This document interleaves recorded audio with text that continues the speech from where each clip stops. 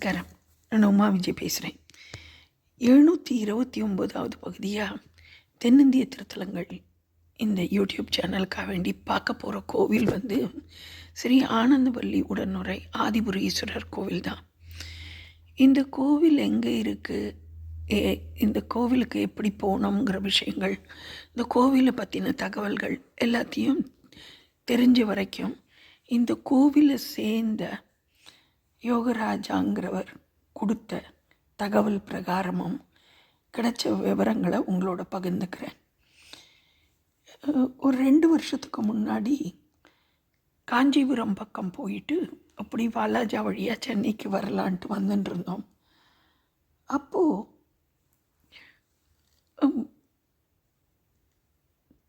இந்த திருமுக்கூடல் அப்படிங்கிற இடத்துல அப்பன் வெங்கடாஜலபதி கோவில், அந்த கோவிலை பார்க்குற பாக்கியம் கிடச்சிது. அதை பற்றி முன்னாடி ஒரு பதிவும் நான் போட்டிருக்கேன். இந்த திருமுக்கூடலுங்கிற இடம் தட்சிண திரிவேணி சங்கமம் சொல்லுவாள். எப்படி வட இந்தியாவில் கங்கை, யமுனை, சரஸ்வதி 3 பேரும் சங்கமிக்கிறாளோ, திரிவேணி சங்கமம் சொல்லி பிரயாக்ராஜ் இன்னைக்கு சொல்லக்கூடிய, முன்னாடி அலகாபாத்ன்னு சொல்லக்கூடிய இடத்துல இருக்கோ, அதே மாதிரி இங்கே தென் திசையில் வேகவதி ஆறு, செய்யாறு, பாலாறு, இந்த 3ம் சேர்ந்து கலக்கிற இடம், 3ம் சேர்ந்து ஓடுற இடம்தான் இந்த திருமுக்கூடல்ங்கிற ஊர். இங்கே இருக்கிற இந்த அப்பன் வெங்கடாஜலபதி கோவிலில் அது ஒரு சோழ காலத்து கட்டடம். அந்த கோவிலில் பெருமாளோட காலுக்கு கீழே 3 நதியும் போகிறதா ஐதீகம். அந்த கோவிலை பார்த்துட்டு வரும்போது அங்கே ஒரு மேம்பாலம் இருந்தது. இந்த மேம்பாலத்துக்கிட்ட வண்டியை நிறுத்தின போது பார்த்தா கீழே கொஞ்சம் இறங்கி போகிற மாதிரி இடத்துல ஸ்ரீ ஆனந்தவல்லி உடனுரை ஆதிபுரீஸ்வரர்னு ஒரு ஷெட்டில் போட்டு ஒரு சுவாமி இருக்கிறத பார்க்க முடிஞ்சது. அதை பார்த்த உடனே ஆஹா, இங்கே ஒரு ஈசன் இருக்காரே, அவரை தரிசனம் பண்ணலாம் அப்படின்னு சொல்லி அந்த சுவாமியை பார்க்க போனால் அந்த இடத்துல போட்டிருந்தது, இந்த ஈசன் ஒரு பிரதோஷத்தன்னைக்கு, மூலா நட்சத்திரத்தன்னைக்கு கிடைச்சவர் அப்படிங்கிற தகவல் அங்கே போர்டில் எழுதியிருந்தது. அதை பார்த்த உடனே சுவாமியை ஒரு ஷெட்டுக்குள்ளே, ஒரே ஷெட்டுக்குள்ளே ஈசன், அம்பாள், பிள்ளையார், முருகர் எல்லாரும் உள்ளே இருக்க எழுத்த மாதிரி நந்தி பகவான் இருந்தார். நாங்கள் அப்படி பிரதர்ஷனம் பண்ணிவிட்டு சுற்றிட்டு வந்துட்டோம். ஆனால் அந்த இடத்துல இருந்த அந்த அலைபேசி எண்ணை கூப்பிட்டு, அவர் பேர் தான் யோகராஜாங்கிறவர், அவர்கிட்ட இந்த கோவிலோட வரலாறை பற்றி கேட்டிருந்தேன். ரொம்ப நாளைக்கு அப்புறமா திருப்பி அவரை தொடர்பு கொண்டு 2-3 முறை அவரை தொடர்பு கொண்டுட்டேன்.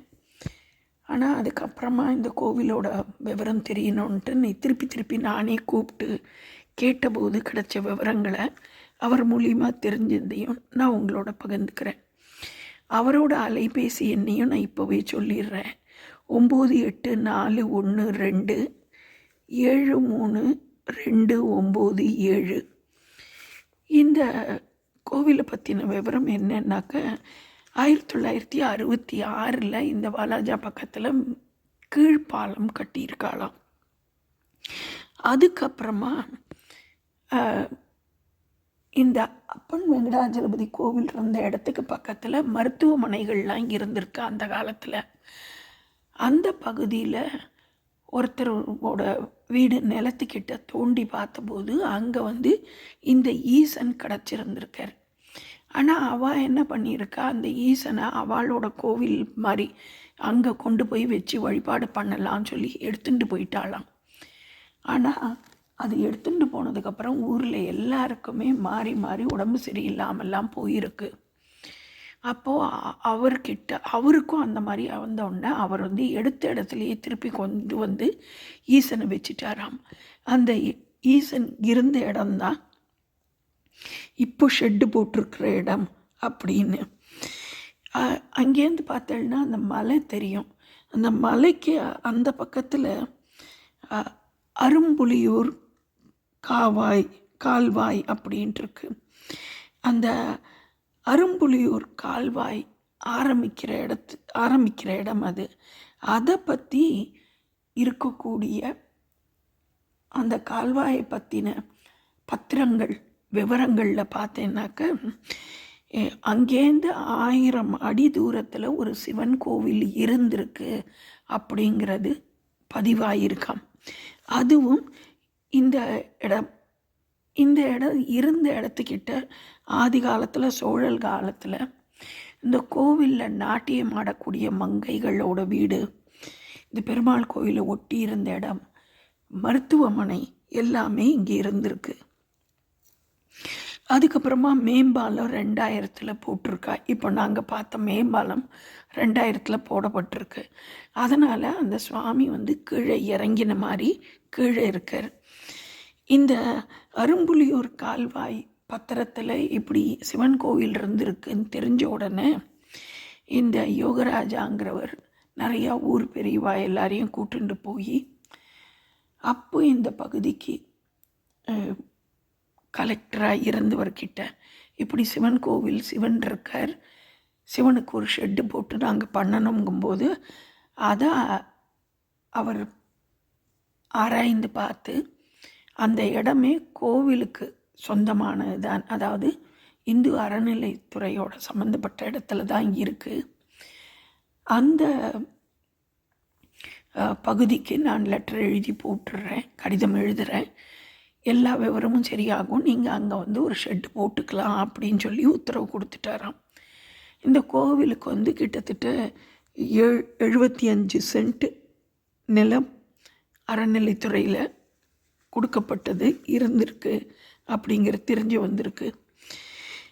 இங்கே சுவாமிக்கு தினப்படியே சூரிய பூஜை நடக்கிறதாம். காலையில் சூரியன் உதிக்கும்போது அந்த மலையிலேருந்து மேலேந்து அடிக்கிற இது ஆரம்பித்த உடனே ஈசனுக்கு சூரிய அபிஷேகம் நடக்கிறது அப்படிங்கிறது தெரிஞ்சுட்டேன்.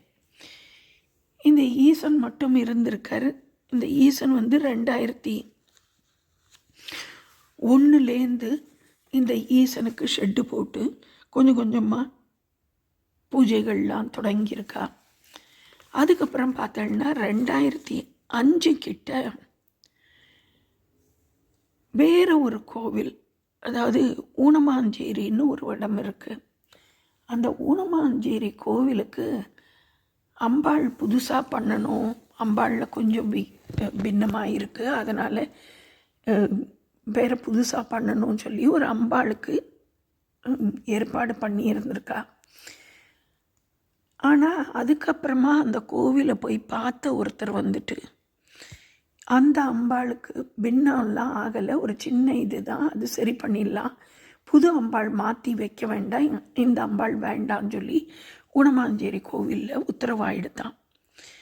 அப்போ அந்த அம்பாள் ஊனமாஞ்சேரி கோவிலுக்காக வேண்டி பண்ணப்பட்ட அம்பாளை இந்த கோவிலுக்கு எடுத்துட்டு வந்திருக்கா. இந்த நந்தி பகவானையும் சேர்த்து எடுத்துன்னு வந்திருக்கா. அது எடுத்துன்னு வந்தது பங்குனி உத்திரத்தன்னிக்கா. அம்பாளும் நந்தியும் 2005 பங்குனி உத்திரத்தன்னிக்கு இந்த கோவிலுக்கு சேர்ந்திருக்கா. 2001 இந்த ஈசனுக்கு ஒரு பிரதோஷமும் மூலா நட்சத்திரமும் சேர்ந்த நாளில் ஈசனுக்கு ஷெட்டு போட ஆரம்பிச்சிருந்திருக்கா. அதுலேருந்து இங்கே அம்பாள் வந்த நாள்னால் இங்கே இப்போவும் பங்குனி உத்திரத்தன்னிக்கு இங்கே கல்யாண உற்சவம் சிறப்பாக நடந்துட்டுருக்கான். அதுக்கப்புறமா இங்கே சங்கடார சதுர்த்தி போது ஒருத்தர் மூலியமாக பிள்ளையார் கிடச்சிருக்கு. பிள்ளையாரம் சங்கடார சதுர்த்திக்கு கரெக்டாக சேர்ந்திருக்கார். அப்படி ஒவ்வொரு விஷயங்களும் அந்தந்த தெய்வத்துக்கு உண்டான நாளில் தானாகவே அமைஞ்சு இங்கே நிறையா உழவார பணிகளை செய்யக்கூடிய ஒருத்தர் ஆடலரசன் ஐயான்னு சமீபத்தில் தான் அவர் சிவபதம் அடைஞ்சார். அந்த ஆடலரசன் ஐயாவோட குழுவை சேர்ந்தவங்க நிறைய பேர் இங்கே திருப்பணியெல்லாம் செஞ்சு உழவார பணியெல்லாம் செஞ்சு இப்போ பிரதோஷ பூஜைகள் எல்லாம் சிறப்பாக நடந்துட்டுருக்கு. அதை தவிர ஐப்பசி மாதம் அன்னாபிஷேகம் இங்கே சுவாமிக்கு முழுசாக அலங்காரம் எல்லாம் பண்ணிட்டு அந்த அன்னத்தை நைவேத்தியமாக எல்லாருக்கும் கொடுக்குறாளாம். அதை கொடுக்குறவாளுக்கு குழந்தை பாக்கியம் இல்லாதவாளுக்கு குழந்தை பாக்கியமும், கல்யாணத்தடை இருக்கிறவாளுக்கு கல்யாணமும் இந்த கோயிலுக்கு வந்துட்டு போனதுக்கப்புறமா நடந்திருக்கு. நிறையா தடவை அப்படி நிறையா பேருக்கு அனுகிரகம் பண்ணியிருக்கார் அப்படின்னு. இங்கே சிவராத்திரி, மகா சிவராத்திரியும் ரொம்ப சிறப்பாக 4 காலமும் வஸ்திரங்கள் பச்சை கலரில், மஞ்சள் கலரில், வெள்ளை கலரில், சிவப்பு கலரில் எல்லாம் வஸ்திரங்கள் ஒவ்வொரு காலத்துக்கு ஒவ்வொரு வஸ்திரம் சாத்தி இங்கே ரொம்ப சிறப்பாகவே பூஜைகள் நடந்துட்டுருக்கு. இப்போ இந்த யோகராஜாங்கிறவர் இந்த கோவிலை கொஞ்சம் கொஞ்சமாக பெருசு பண்ணி நாங்கள் போயிட்டு வந்ததை விட இப்போ சுற்றி வர நடந்து வர்றதுக்கு பாதைகள்லாம் போட்டு எல்லாம் பண்ணியிருக்கார். அதை தவிர அந்த கோவிலோட இப்போது பாலத்துக்கு கொஞ்சம் கீழே இறங்கி போகிற மாதிரி இருக்கும். அது இல்லாமல் அந்த இடத்தையும் உசத்தி மேலே கட்டுற மாதிரி கட்டணும்னு ஆயத்தப்படுத்தின்னு இருக்கிறதா சொல்லப்பட்டது. இந்த இடம் ஆதி காலத்தில் தர்ப்பவனமாக இருந்திருக்கு. அதனால் இந்த கோவிலோட சுவாமியோட ஸ்தல விருட்சம் தர்பையாக இருந்திருக்கலாம் அப்படின்னு. அது தவிர இந்த ஸ்தலத்தை இந்த ஆதிபுரீஸ்வரர் கோவில், ஆனந்தவல்லி அம்பாள் சமேத ஆதிபுரீஸ்வரர் கேதுக்கு உண்டான பரிகார ஸ்தலமாகவும் கருதப்படுறது. அதனால் யாருக்கெல்லாம் சந்தர்ப்பம் கிடைக்கிறதோ வாலாஜாபாத்தில் பக்கத்தில் இருக்கக்கூடிய இந்த திருமுக்கூடல் அந்த அப்பன் வெங்கடாஜலபதி கோயில் போகிறவாளுக்கு அங்கேருந்து ஒரு 500-600 மீட்டர் தூரத்தில் தான் அந்த மேம்பாலத்துக்கு கொஞ்சம் கீழே இறங்குற மாதிரி இருக்கும். கோவிலேருந்து வெளியில் வந்தேன்னா இடது பக்கத்துலேயே வந்துடும். அதில் இந்த சுவாமியை பார்த்து ஆதி காலத்து சோழர் காலத்து சுவாமி பூமிக்கு அடியில் இருந்தவர் ரொம்ப காலம் கழித்து வெளியில் வந்திருக்கார். அவருக்கு திருப்பணிகள் நடந்துட்டுருக்கு. கொஞ்சம் கொஞ்சமாக பண்ணி ஊர் ஜனங்களும் எல்லாரும் ஒத்துமையாக எல்லா பூஜைகளையும் சிறப்பாக பண்ணின்னு இருக்காங்கிறதும் ஒரு நற்செய்தியாக இருக்குது. கேது பரிகார ஸ்தலம்ங்கிறதுபடியாக போய் பார்த்து எல்லாருமே அருள் பெறணும்னு சொல்லி இந்த வீடியோவை முடிக்கிறேன். இதை உங்களுக்கு தெரிஞ்சவாளோட நீங்கள் ஷேர் பண்ணினேன்னா யாருக்காவது இது உபயோகமாக இருக்கும். நன்றி, வணக்கம்.